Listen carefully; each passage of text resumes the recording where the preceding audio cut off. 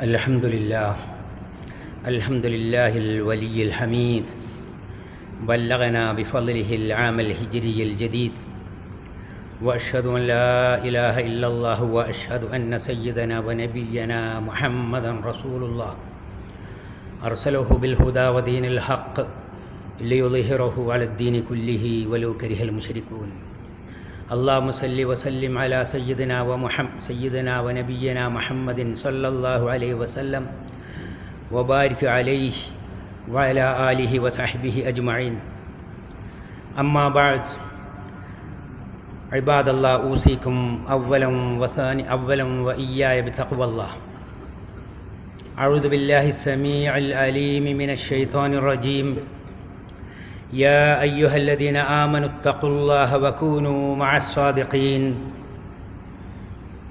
പ്രിയമുള്ള സത്യവിശ്വാസികളായ സഹോദരങ്ങളെ, അള്ളാഹുവിൻ്റെ വിധിവിലക്കുകൾ മനസ്സിലാക്കി അത് ജീവിതത്തിൽ പാലിക്കുന്ന അവൻ്റെ ഇഷ്ടദാസന്മാരായി എല്ലാ ദോഷങ്ങളിൽ നിന്നും വിട്ടുനിൽക്കുന്ന ധർമ്മനിഷ്ഠയുള്ള മുത്തഖികളായി അങ്ങനെ നല്ല മനുഷ്യന്മാരായി തീരാൻ പരിശ്രമിക്കണമെന്ന് എന്നോടും ശേഷം നിങ്ങളോടും ഉണർത്തുകയാണ്.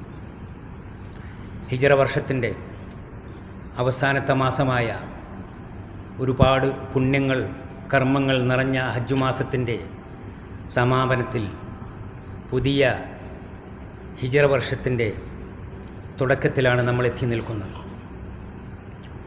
അല്ലാഹു സുബ്ഹാനഹു വ തആല ഓരോ അവസരങ്ങളും ദിവസങ്ങളും നിമിഷങ്ങളുമെല്ലാം അവൻ്റെ ഇഷ്ടവും തൃപ്തിയുമുണ്ടാവുന്ന അനുഗ്രഹങ്ങൾക്ക് നിമിത്തമാകുന്ന നന്മകൾ കൊണ്ട് പുണ്യങ്ങൾ കൊണ്ട് ജീവിതത്തെ നിറക്കുവാൻ അതിനുള്ള ഈമാനും ഇൽമും തൗഫീക്കും എല്ലാം റബ്ബ് തമ്പുരാൻ നൽകി അനുഗ്രഹിക്കുമാറാവട്ടെ. പുതിയ ഹിജ്റ വർഷത്തിൻ്റെ തുടക്കത്തിൽ പ്രതീക്ഷയോടെ പ്രാർത്ഥനയോടെ അതിനെ സ്വാഗതം ചെയ്തുകൊണ്ട് സത്യവിശ്വാസികൾ കാത്തിരിക്കുമ്പോൾ ഹിജ്റ കലണ്ടറിൻ്റെ നിമിത്തമായിട്ടുള്ള ഹിജ്റ വർഷത്തിൻ്റെ പേരിന് കാരണമായിട്ടുള്ള ഹിജ്റ എന്ന മഹാസംഭവം ചരിത്രത്തിൽ തുല്യതയില്ലാത്ത മാനുഷ സംഭവങ്ങളിൽ ചരിത്ര രേഖകളിൽ അതുല്യമായ മഹാസംഭവമായി നിറഞ്ഞു നിൽക്കുന്ന ഒരുപാട് സന്ദേശങ്ങൾ ലോകത്തിന് മനുഷ്യർക്ക് നൽകിയിട്ടുള്ള ഹിജ്റ എന്ന സംഭവത്തിൻ്റെ അത് നൽകുന്ന പാഠങ്ങളിൽ ചിലത് ഓർത്തെടുക്കുന്നത് സ്വാഭാവികമായിട്ടും ആവശ്യമാണ്. അത്തരം സംഭവ ബഹുലമായ ഹിജ്റയിൽ നിന്നുള്ള ഒരു ചരിത്ര ബിന്ദു മാത്രമാണ് ഈ അവസരത്തിൽ നമ്മുടെ ശ്രദ്ധയിൽപ്പെടുത്തുന്നത്. കാരണം ഹിജ്റയുടെ ചരിത്രം വിവരിക്കാൻ ഒരുപാട് സമയവും ഒരുപാട് ഗ്രന്ഥങ്ങളും തന്നെ ആവശ്യമുണ്ട്. അള്ളാഹുവിൻ്റെ അനുമതിയും കൽപ്പനയും പ്രകാരമാണ് ഹിജ്റ സംഭവിച്ചിട്ടുള്ളത് എങ്കിൽ തന്നെയും മനുഷ്യ ബുദ്ധിയുടെ പ്രായോഗികമായ ആലോചനയുടെ ഒരുപാട് കരുതലുകളും തയ്യാറെടുപ്പുകളും അതിനുവേണ്ടി ഉണ്ടായത് നമുക്ക് കണ്ടെടുക്കാൻ സാധിക്കും. ശത്രുക്കൾ പ്രവാചകൻ്റെ തലയ്ക്ക് വില പറഞ്ഞു നിൽക്കുന്ന സമയമാണ്. കൊന്നുകളയാൻ വേണ്ടി ചെറുപ്പക്കാരായ ഖുറൈശി യോദ്ധാക്കളെ വീടിന് ചുറ്റും ഒരുക്കി നിർത്തി. ഉറക്കമുണർന്ന് പുറത്തേക്ക് വരുമ്പോൾ ഒരുമിച്ച് ആഞ്ഞു വെട്ടി കൊന്നുകളയണം. ആരാണ് വെട്ടിയത് എന്ന് തിരിച്ചറിയരുത്, പകരം ചോദിക്കാൻ. അങ്ങനെ എല്ലാ സൂത്രങ്ങളും ഒരുക്കങ്ങളുമായി കാത്തുനിന്ന അവരുടെ കണ്ണു വെട്ടിച്ചുകൊണ്ട് പ്രവാചകൻ തിരുമേനി സല്ലല്ലാഹു അലൈഹി വസല്ലമ അള്ളാഹുവിൻ്റെ കാവലു കൊണ്ട് അത്ഭുതകരമായി വീട്ടിൽ നിന്നും ഇറങ്ങിപ്പോവുകയാണ്. തൻ്റെ വിരിപ്പിൽ അലി റളിയല്ലാഹു അൻഹുവിനെ കിടത്തിയിട്ട് തൻ്റെ പുതപ്പും വിരിപ്പുമെല്ലാം അതിനൊരു മാറ്റവുമില്ലാതെ ശത്രുക്കൾ നോക്കുമ്പോൾ മുഹമ്മദ് അവിടെ തന്നെയുണ്ട് എന്ന് തോന്നുന്ന രീതിയിൽ ഉടനെ അബൂബക്കർ സിദ്ദീഖ് റളിയല്ലാഹുവിൻ്റെ വീട്ടിലേക്കാണ് നബി സല്ലല്ലാഹു അലൈഹി വസല്ലമ പോകുന്നത്. കാരണം നിക്കക്കള്ളിയില്ലാതെ ജീവനു വേണ്ടി പൊറുതിമുട്ടി നിൽക്കുന്ന ശത്രുക്കളുടെ പീഡനങ്ങളും കൊല്ലും കൊലയും സഹിക്കാൻ വയ്യാതെ അവസാനം കൊന്നു തീർക്കുവാൻ നിന്നുകൊടുക്കാതെ അതല്ല ബുദ്ധി എന്ന് മനസ്സിലാക്കിക്കൊണ്ട് തന്നെയാണ് ഇസ്ലാമിൻ്റെ പാവനമായ ആദർശത്തിന് വളക്കൂറുള്ള മദീനയിലേക്ക് പ്രവാചകരും സഹാബികളും യാത്രയാവുന്നത്. ഒരു ജീവനും കൊണ്ട് ഓടിപ്പോകുന്ന ഒരു വെപ്രാളത്തിൻ്റെ പാച്ചിലു മാത്രമായിരുന്നില്ല അത്. ഒരു ആദർശത്തിൻ്റെ പറിച്ചു നടലായിരുന്നു മക്കയിൽ നിന്ന് മദീനയിലേക്ക് ഉള്ള യാത്ര. നബി സല്ലല്ലാഹു അലൈഹി വസല്ലമ തൻ്റെ നിഴല് പോലെ കൂടെയുള്ള ആത്മസുഹൃത്ത് അബൂബക്കർ റളിയല്ലാഹുവിൻ്റെ വീട്ടിലേക്ക് ചെന്നു. നമുക്ക് പുറപ്പെടാൻ അനുവാദം കിട്ടിയിരിക്കുന്നു എന്നറിയിച്ചപ്പോൾ ആ ആത്മസുഹൃത്തിൻ്റെ ആവശ്യം അസ്സുഹ്ബത യാ റസൂലല്ലാഹ്, ഞാനും കൂടെ വരട്ടെയോ പ്രവാചകരെ എന്ന പൂതി പറയുകയാണ്. നബി സല്ലല്ലാഹു അലൈഹി വസല്ലമ പ്രതികരിച്ചു, അസ്സുഹ്ബ, നമുക്കൊരുമിച്ച് പോവാം. ആ സന്ദർഭം അബൂബക്കർ റളിയല്ലാഹുവിൻ്റെ മകൾ ആയിഷ റളിയല്ലാഹു അൻഹ, പ്രവാചക പത്നിയായ ആയിഷ റളിയല്ലാഹു അൻഹ വിവരിക്കുന്നത് ഇങ്ങനെയാണ്: ഫവല്ലാഹി മാ ശഅർത് അന്ന അഹദൻ യബ്കി മിനൽ ഫറഹി ഹത്താ റഅയ്തു അബൂബക്കറിൻ യബ്കി യൗമഇദിൻ ഫറഹ. സന്തോഷം കൊണ്ട് ഒരു മനുഷ്യൻ കരയുമെന്ന് ഒരിക്കലും എനിക്ക് ഓർക്കാൻ പോലും പറ്റുമായിരുന്നില്ല. അന്ന് ആ ഹിജ്റയുടെ തുടക്കത്തിൽ ആ നിർണായകമായ യാത്രയിൽ പ്രവാചകരോടൊപ്പം കൂടെ പോവാൻ അനുവാദം കിട്ടിയപ്പോൾ ഉപ്പ അബൂബക്കർ റളിയല്ലാഹു അൻഹു കരഞ്ഞുപോയി സന്തോഷം കൊണ്ട്. അപ്പോഴാണ് ഞാൻ അറിയുന്നത് സന്തോഷം മനുഷ്യനെ കരയിപ്പിക്കും എന്ന്. അത്രക്കായിരുന്നു ആ രംഗം. കൂടെ പോവുക എന്നത് ഒരു സുഖകരമായ വിനോദയാത്രയായിരുന്നില്ല. കാരണം പ്രവാചകൻ്റെ ജീവന് വില പറഞ്ഞിട്ടുള്ള 100 ഒട്ടകം സമ്മാനമായി ഖുറൈശികൾ പ്രഖ്യാപിച്ചിരിക്കുകയാണ്. വീട് വളഞ്ഞ ചെറുപ്പക്കാർക്ക് അമളി പറ്റി മുഹമ്മദ് രക്ഷപ്പെട്ടു. അവർ 4 പാട്ടിലും ഓടുകയാണ് മുഹമ്മദിനെ തെരഞ്ഞ്, സമ്മാനം മോഹിച്ചുകൊണ്ട്. അങ്ങനെ അവർ തിരയുന്ന കൂട്ടത്തിൽ പിടുത്തം കൊടുക്കാതെ പരമരഹസ്യമായി അബൂബക്കർ റളിയല്ലാഹു അൻഹുവും പ്രവാചകരും പുറപ്പെടുകയാണ്. മദീനത്തേക്ക് ഓടി രക്ഷപ്പെടാൻ സാധ്യതയുള്ള വഴികളെല്ലാം അവർ തിരയും, അന്വേഷിക്കും. അതിനൊന്നും കണ്ടെത്താൻ അവസരം കൊടുക്കാതെ അവർ രഹസ്യമായി യാത്രയായി. രാത്രിയിൽ സൗർ ഗുഹയിൽ തൽക്കാലം ചെന്ന് അഭയം തേടി. അതൊരു വിശ്രമമായിരുന്നില്ല, ശത്രുക്കളുടെ കണ്ണുവെട്ടിക്കാൻ വേണ്ടിയുള്ള വളരെ ആസൂത്രിതമായ ഒരു ഒളിച്ചിരിക്കലായിരുന്നു. അവിടേക്ക് പോയതിൻ്റെ അടയാളം പോലും മായ്ച്ചു കളയുന്ന രീതിയിൽ അതിനുള്ള ആളുകളെല്ലാം ഏർപ്പാടാക്കി, ഭക്ഷണമെത്തിക്കാനുള്ള ഒരുക്കങ്ങളുണ്ടാക്കി. എന്തെല്ലാം ആസൂത്രിതമായി വളരെ ആലോചിച്ചിട്ടാണ് കാര്യങ്ങൾ ഒരുക്കിയിട്ടുള്ളത്. തവക്കുലിൻ്റെ അർത്ഥം എല്ലാം അള്ളാഹുവിൽ അർപ്പിച്ചുകൊണ്ട് അടങ്ങിയിരിക്കുക എന്നതല്ല. സാഹചര്യങ്ങളെ പഠിക്കണം, കാര്യകാരണ ബന്ധങ്ങളെ മനസ്സിലാക്കിയിട്ട് അതിനനുസരിച്ചുള്ള തയ്യാറെടുപ്പുകൾ നടത്തണം. ഇതെല്ലാം ഹിജ്റയുടെ പാഠത്തിൽ നമുക്ക് നൽകുന്ന വലിയ സന്ദേശങ്ങളാണ്. സൗർ ഗുഹയുടെ മുന്നിലെത്തി. അപ്പോൾ പോകുമ്പോഴുള്ള അവസരങ്ങളും അതിൻ്റെ അനുഭവങ്ങളുമൊക്കെ പലതും ചരിത്രത്തിൽ പറയുന്നുണ്ട്. അബൂബക്കർ റളിയല്ലാഹു അൻഹു ചിലപ്പോൾ നബിയുടെ മുന്നിൽ, ചിലപ്പോൾ തിരുമേനിയുടെ പിന്നിൽ മാറി മാറി നടക്കുകയാണ് വലിയ ജാഗ്രതയോടുകൂടി. നബി സല്ലല്ലാഹു അലൈഹി വസല്ലം ചോദിച്ചു, മാലക തംശി സഅതൻ ബൈന യദയ്യ വസഅതൻ ഖൽഫി. എന്താണ് അബൂബക്കർ, താങ്കൾ ചിലപ്പോൾ മുന്നിൽ ഓടുന്നു, ചിലപ്പോൾ പിന്നിൽ നടക്കുന്നു, എന്താണിതിങ്ങനെ? അപ്പോൾ അദ്ദേഹം പറഞ്ഞു, അദ്കുറു തലബ ഫഅംശി ഖൽഫക് സുമ്മ അദ്കുറു റസ്ദ ഫഅംശി ബൈന യദൈക്. താങ്കളുടെ തലയ്ക്ക് വില പറഞ്ഞ് ഓടി വരുന്ന ശത്രുക്കളെ പേടിക്കുമ്പോൾ ഞാൻ പിന്നിൽ നിൽക്കും കരുതലോടുകൂടി. മുന്നിൽ കാവൽ പതിയിരിക്കുകയും ഏതു നേരവും പിടികൂടാൻ മുന്നിൽ ഒളിച്ചിരിക്കുകയും ചെയ്യാവുന്ന ശത്രുക്കളെ ഓർക്കുമ്പോൾ ഞാൻ മുന്നോട്ട് വരും പ്രതിരോധമായി മുന്നിൽ നിൽക്കാൻ. ഇതാണ് പ്രവാചകരെ, മുന്നിലും പിന്നിലുമായി താങ്കൾ എന്നെ കാണുന്നത്. ഒരു ആത്മസുഹൃത്തിൻ്റെ അളവില്ലാത്ത, അളക്കാൻ സാധ്യമല്ലാത്ത ഒരു സ്നേഹത്തിൻ്റെ, ബന്ധത്തിൻ്റെ ബാധ്യതകളെ, കടപ്പാടുകളെ എന്തുമാത്രം ഗൗരവമായും വ്യക്തമായുമാണ് ഈ നിമിഷങ്ങൾ നമുക്ക് പറഞ്ഞു തരുന്നത്.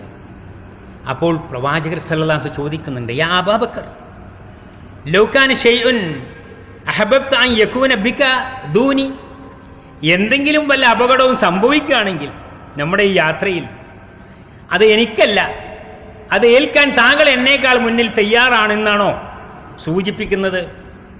തീർച്ചയായും നാം വല്ലദീ ബഅസക ബിൽ ഹഖ്, അള്ളാഹുവാണ് സത്യം പ്രവാചകരെ, തീർച്ചയായും ഞാൻ അതിനു വേണ്ടി ഒരുങ്ങിയിട്ട് തന്നെയാണ്.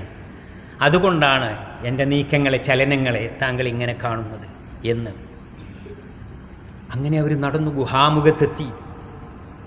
കയറി ഒളിച്ചിരിക്കുന്നതിന് പകരം നിൽക്കൂ പ്രവാചകർ, ഞാൻ അതിൻ്റെ അകത്തൊക്കെ ഒന്ന് നോക്കട്ടെ, വല്ല ആപത്തും പതിഞ്ഞിരിക്കുന്നുണ്ടോ. അങ്ങനെ അബൂബക്കർ റളിയല്ലാഹു അൻഹു ഗുഹയുടെ അകത്തെല്ലാം പരിശോധിച്ചതിന് ശേഷം വന്നിട്ടാണ് പ്രവാചകർ സല്ലല്ലാഹു അലൈഹി വസല്ലം പറയുന്നത്, വരൂ താങ്കൾ പ്രവാചകർ അകത്തേക്ക് വരൂ.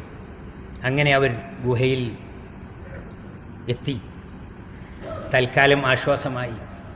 അങ്ങനെ ഇരിക്കുമ്പോഴാണ് 100 ഒട്ടകത്തിൻ്റെ സമ്മാനവും മോഹിച്ച് പ്രവാചകരുടെ തലയെടുക്കാൻ വേണ്ടി വെപ്രാളപ്പെട്ട് ഓടി വരുന്ന ഖുറൈശി ചെറുപ്പക്കാരിൽ ചിലർ സൗർ ഗുഹയുടെ മേലെയും എത്തിയിരിക്കുന്നു, അവരുടെ കുതിരപ്പട.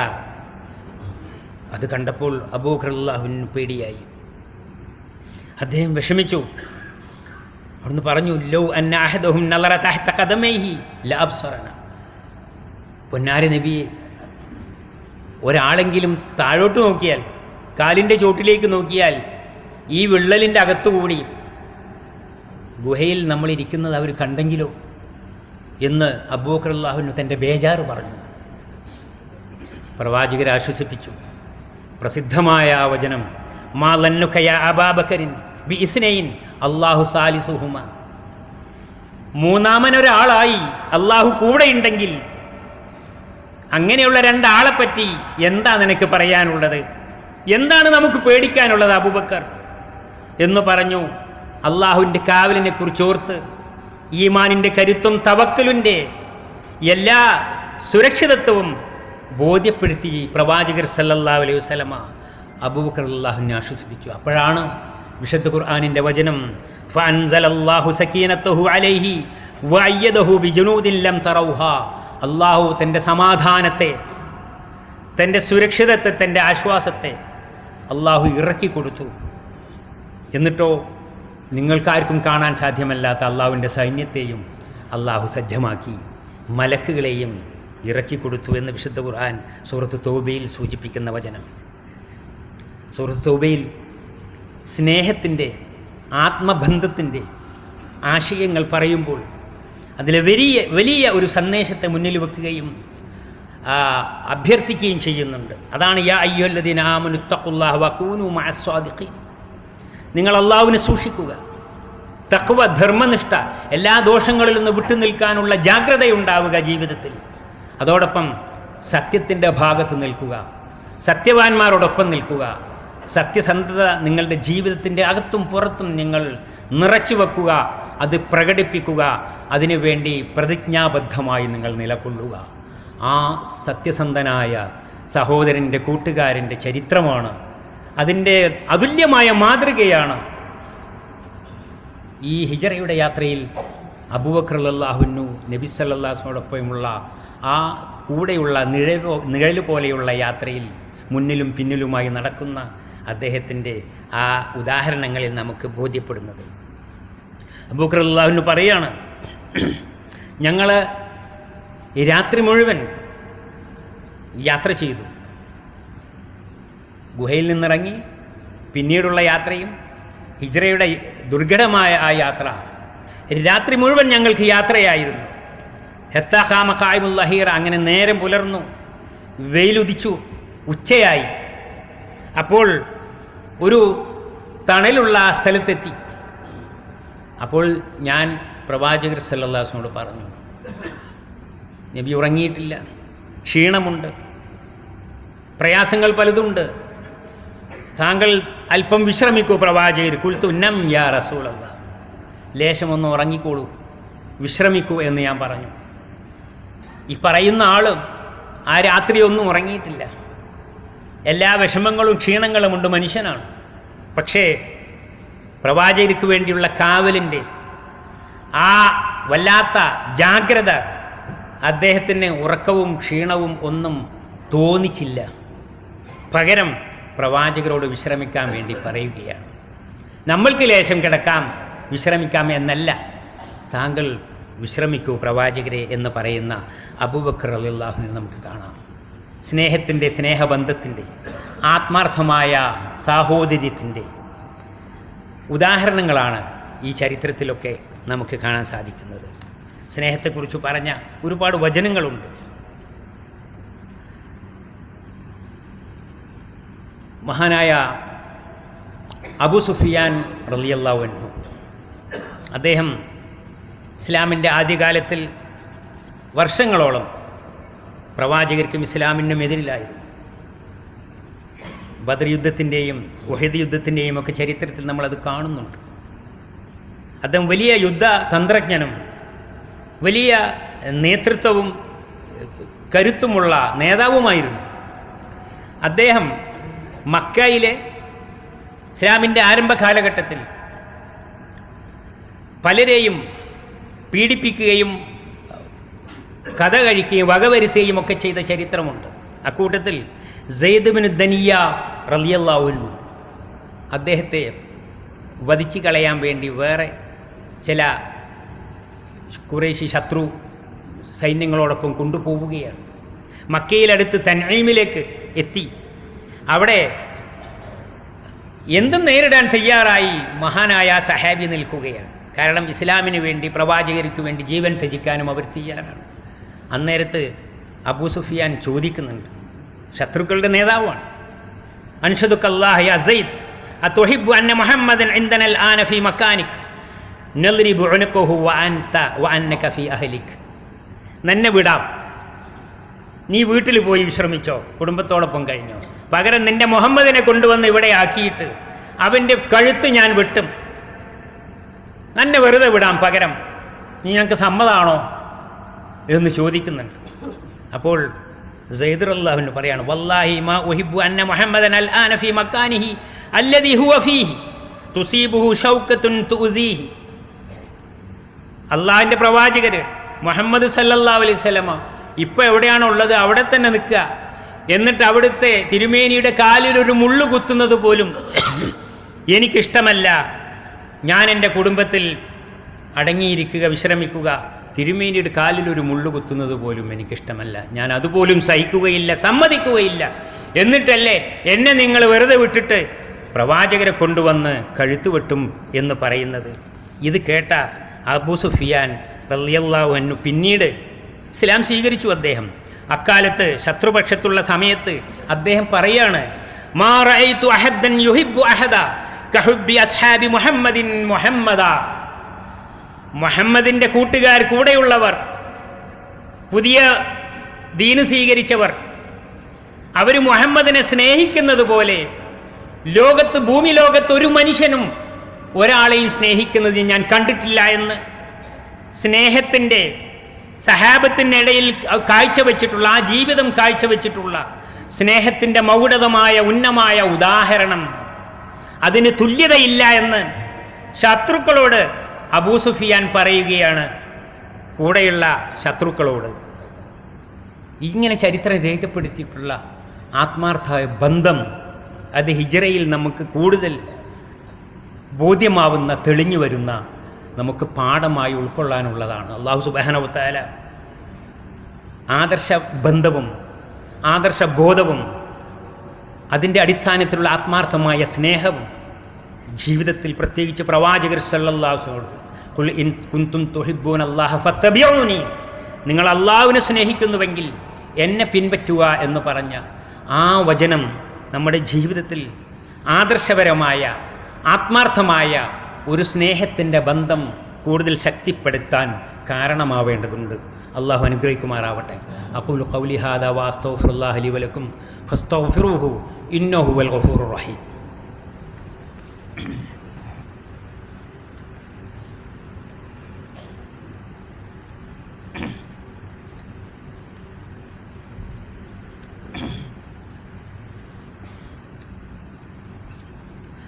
അൽഹംദുലില്ലാഹ് അല്ലദീ ഹദാനാ ലിഹാദാ വമാ കുന്നാ ലിനഹ്തദിയ ലൗലാ അൻ ഹദാനല്ലാഹ്. അസ്സലാത്തു വസ്സലാമു അലാ റസൂലിൽ അമീൻ വൽ ആഖിബത്തു ലിൽ മുത്തഖീൻ. ഇബാദല്ലാഹ് ഊസീകും സാനിയം വ ഇയ്യായ ബിതഖ്വല്ലാഹ്. പ്രിയപ്പെട്ടവരെ, ഒരിക്കൽ കൂടി അള്ളാഹുവിൻ്റെ ആത്മാർത്ഥതയുള്ള, അർപ്പണബോധമുള്ള യഥാർത്ഥ വിശ്വാസികളായി, മുത്തഖികളായി ദോഷബാധങ്ങളിൽ നിന്ന് വിട്ടുനിൽക്കുവാൻ ശ്രമിക്കണമെന്ന് ഉണർത്തുകയാണ്. ഹിജ്റയുടെ പാഠങ്ങൾ സൂചിപ്പിച്ചതുപോലെ അനവധിയാണ്. പറഞ്ഞു തീർക്കാൻ ഒരുപാട് സമയം വേണം. യാത്രയിലുണ്ടായ അനുഭവങ്ങൾ പറയുന്ന കൂട്ടത്തിൽ അബൂബക്കർ റളിയല്ലാഹു അൻഹു പറയാണ്, അങ്ങനെ യാത്രക്കിടയിൽ എവിടെയെങ്കിലും ഒളിഞ്ഞു ലേശം വിശ്രമിക്കും, പിന്നെയും തുടരും യാത്ര. അതിനിടയ്ക്ക് ഞാൻ റസൂലുള്ളാഹി സ്വല്ലല്ലാഹു അലൈഹി വസല്ലമ അദ്ദേഹത്തെ ഒരിടത്ത് ഇരുത്തിയിട്ട്, ലേശം ഒന്ന് വിശ്രമിക്കാൻ വേണ്ടി ഇരുത്തിയിട്ട് ഞാനൊന്ന് പുറത്തേക്ക് പോയി. ചുറ്റുപാടും ഒന്ന് നടന്നു നോക്കി, എന്തെങ്കിലും വല്ല വെള്ളമോ ഭക്ഷണമോ എന്തെങ്കിലും കിട്ടുമോ എന്ന്. അങ്ങനെ ഫൈദാ അന ബിറായിൻ, ഒരാട്ടിടയനെ കണ്ടു, ആടുകളെ മേய்ச்சி നടക്കുന്നു. ഞാൻ അവനോട് പറഞ്ഞു, അഫ തഹ്ലുബിലി, ഒരു ലേശം പാല് കറന്നു തരുമോ എന്ന് ചോദിച്ചു. അവൻ ആ ഇടയൻ ലേശം പാല് തന്നു. ഞാൻ അതും കൊണ്ട് പ്രവാചകരുടെ അടുത്തേക്ക് ഓടിച്ചെന്നു. എന്നിട്ട് അദ്ദേഹത്തിന് കൊടുത്തു. അബൂബക്കർ റളിയല്ലാഹു അൻഹു പറയാണ്, പിന്നീട് ഹിജ്റയുടെ അനുഭവങ്ങൾ വിവരിക്കുമ്പോൾ, ഫശരിബ ഹത്താ റളീതു, ഞാൻ റസൂലുള്ളാഹി സ്വല്ലല്ലാഹു അലൈഹി വസല്ലം ആ പാല് കൊണ്ട് കൊടുത്തു. അവിടുന്ന് അത് കുടിച്ചു, ദാഹം മാറ്റി, ക്ഷീണം മാറ്റി. ഹത്താ റളീതു, എനിക്ക് തൃപ്തിയാകുന്നത് വരെ. അതുപോലെ അല്ലെങ്കിൽ അതിലേറെ ക്ഷീണിക്കുകയും ദാഹിക്കുകയും വിശക്കുകയും ചെയ്ത അബൂബക്കർ റളിയല്ലാഹു അൻഹു ഒരു ലേശം പാല് കിട്ടിയപ്പോൾ അത് തിരുമേനിക്ക് കൊണ്ടുകൊടുത്തു. അവിടുന്ന് അത് കുടിച്ചു. ആ കുടിച്ച് സന്തോഷിക്കുന്നതും ദാഹം മാറ്റുന്നതും കണ്ടപ്പോൾ എനിക്ക് തൃപ്തിയായി, എൻ്റെ ദാഹവും വിശപ്പും ക്ഷീണവും എല്ലാം മാറി എന്ന് മഹാനായ അബൂബക്കർ റളിയല്ലാഹു അൻഹു പറയാണ്. സിദ്ദീഖുൽ അക്ബർ, അദ്ദേഹത്തിന് ആ പേര് വന്ന സംഭവം നമുക്കറിയാം, ഒന്നും വിവരിക്കുന്നില്ല ഇവിടെ. സിദ്ദീഖുൽ അക്ബർ റളിയല്ലാഹു അൻഹു, സഹാബത്തിൻ്റെ സ്നേഹം, പ്രവാചകരുടെ അടുപ്പം, കൂറ്, കടപ്പാട്, ആ സ്നേഹം തുല്യതയില്ലാത്തതാണ്. ഈമാനിൻ്റെ കരുത്തുകൊണ്ട്, ഇഖ്ലാസ് കൊണ്ട്, തഖ്വയുടെ ആത്മാർത്ഥത കൊണ്ട് ഉണ്ടായിത്തീരേണ്ടതാണ് ആ ബന്ധം. അതാണ് ഹിജ്റയുടെ പാഠങ്ങളിൽ ഒരു ബിന്ദു, ആ പാഠങ്ങളിലെ ഒരു ബിന്ദു മാത്രം നമ്മുടെ ശ്രദ്ധയിൽ ഈ ഖുത്ബയിലൂടെ പെടുത്തുന്നത്. അല്ലാഹു സുബ്ഹാനഹു വ തആല ഈമാനിൻ്റെ കരുത്താർജിക്കാൻ, ഇഖ്ലാസും തഖ്വയും ഉണ്ടാവാൻ, ജീവിതത്തിലെ നമ്മുടെ ബന്ധങ്ങളിലും കൂട്ടുകെട്ടുകളിലും കുടുംബത്തിലും സമൂഹത്തിലുമെല്ലാം ആത്മാർത്ഥമായ സ്നേഹബഹുമാനത്തിൻ്റെ ബന്ധമുണ്ടാവുവാൻ നമുക്ക് തൗഫീഖ് ചെയ്യുമാറാവട്ടെ. പ്രവാചകരോടുള്ള എപ്പോഴുമുള്ള ആത്മാർത്ഥമായ സ്നേഹവും ബന്ധവും സലാത്തും തസ്ലീമും ദിക്റും പ്രാർത്ഥനകളുമായി ഏറ്റവും നല്ല സ്വഭാവത്തിൻ്റെ ഉടമകളായി നാളെ പിറ്റേന്ന് മരിച്ചു ചെന്നാൽ ശാശ്വതമായ സ്വർഗലോകത്ത് പ്രവാചകരുടെ അടുപ്പവും സാന്നിധ്യവും കിട്ടുവാൻ സഹായിക്കുന്ന രീതിയിൽ ഉന്നതമായ സ്വഭാവത്തിൻ്റെ ഉടമകളായി തീരാൻ റഹ്മാനായ തമ്പുരാൻ നമുക്കെല്ലാവർക്കും തൗഫീഖ് നൽകുമാറാവട്ടെ. നമ്മുടെ നിത്യജീവിതത്തിലെ ബന്ധങ്ങളുടെ ബാധ്യതകളുടെ വിഷയത്തിൽ ഇങ്ങനെയുള്ള സ്നേഹത്തിൻ്റെ ഒരു ആത്മാർത്ഥത ഈ നാടിനോടും ഈ നാട്ടിലെ നേതൃത്വത്തോടുമെല്ലാം നമ്മൾ കാണിക്കേണ്ടതുണ്ട്. എപ്പോഴും കടമകളും കടപ്പാടുകളും മറന്നു പോവാതെ ബാധ്യതകൾ നിർവഹിക്കുന്ന നല്ല മനുഷ്യന്മാർ, നല്ല വിശ്വാസികളായി തീരാൻ റഹ്മാനായ തമ്പുരാൻ നമുക്കെല്ലാവർക്കും തൗഫീക്ക് നൽകി അനുഗ്രഹിക്കുമാറാവട്ടെ. മരണപ്പെട്ടുപോയ മാതാപിതാക്കൾ, ഗുരുനാഥന്മാർ, വേണ്ടപ്പെട്ടവർ എല്ലാവരെയും അള്ളാഹു അനുഗ്രഹിക്കുകയും അവർക്കെല്ലാം അവരുടെ കുറവുകളും പിഴവുകളും എല്ലാം പുറത്തു കൊടുക്കുകയും അള്ളാഹുവിൻ്റെ വിശാലമായ സ്വർഗ്ഗത്തിൽ റബ്ബ് സുബ്ഹാനഹു വ തആല അവരെയെല്ലാം സ്വീകരിക്കുകയും സൽക്കരിക്കുകയും ചെയ്യുമാറാവട്ടെ. നമുക്കെല്ലാവർക്കും അതിനുള്ള ഭാഗ്യം ഉണ്ടാവുമാറാവട്ടെ. രോഗം ബാധിച്ചവരും മറ്റൊരുപാട് കഷ്ടപ്പാടുകൾ അനുഭവിക്കുന്നവരും പ്രയാസപ്പെടുന്നവരും അനേകം ആളുകൾ നമ്മൾ അറിയുന്നവരും അല്ലാത്തവരും എല്ലാവർക്കും അള്ളാഹു ആശ്വാസവും ശമനവും നൽകുമാറാവട്ടെ. അവരുടെ ആശ്രിതരും കൂടെയുള്ളവർക്കും സബ്റിൻ്റെ പുണ്യം നൽകി അനുഗ്രഹിക്കുമാറാവട്ടെ. ربنا تقبل منا إنك أنت السميع العليم وتب علينا إنك أنت التواب الرحيم. اللهم يا مقلب القلوب ثبت قلوبنا على دينك. اللهم أجرنا من النار، اللهم أجرنا من النار، اللهم أجرنا من النار وأدخلنا الجنة يا رب العالمين. اللهم احفظ دولة الإمارات من كل الجهات واحفظ قيادتها وأهلها ومن يعيش على أرضها. اللهم احفظ الشيخ محمد بن زايد رئيس الدولة بحفظك وكن له عونا وسندا وبارك في عمره وعمله. اللهم وفقه ونوابه وإخوانه حكام الإمارات وولي عهده الأمين لما تحبه وترضى. اللهم ارحم شيخ زايد والشيخ راشد وشيوخ الإمارات وقادة المؤسسين الذين انتقلوا إلى رحمتك وادخلهم بفضلك فسيح جناتك. اللهم شمل شهداء الوطن برحمتك وغفرانك. اللهم ارحم المسلمين والمسلمات المؤمنين والمؤمنات الأحياء منهم والأموات إنك مجيب الدعوات يا قاضي الحاجات. ربنا آتنا في الدنيا حسنة وفي الآخرة حسنة وقنا عذاب النار. عباد الله اذكروا الله العظيم الجليل يذكركم واشكروه على نعمه يزدكم وأقم الصلاة.